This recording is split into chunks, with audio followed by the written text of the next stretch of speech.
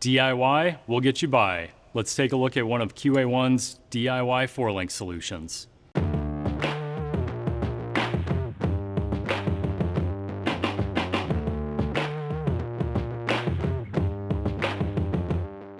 Hi, Damian Braze with QA1. Today we're going to take a look at our drag race 4-link system. This is part of QA1's universal DIY product offering. We have these available in a triangulated 4-link, the drag 4-link, as well as a hot rod 4-link for your street rod or truck application.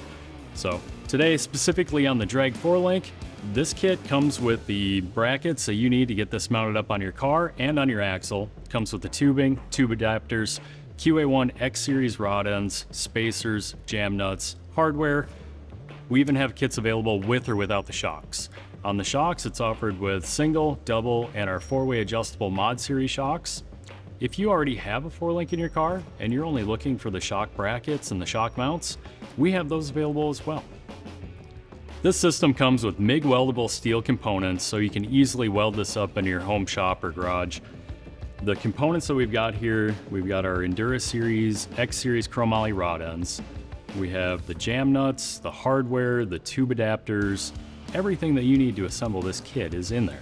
We've got right and left hand rod ends for on-car adjustment of the tube length.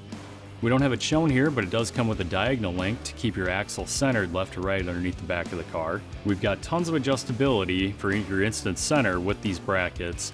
Instant center is what you want to adjust to make sure the back of the car separates when you launch.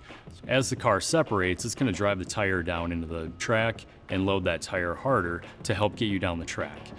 You don't want your street car to squat in the back. You actually do want it to separate, and that's where you're going to get the most traction from.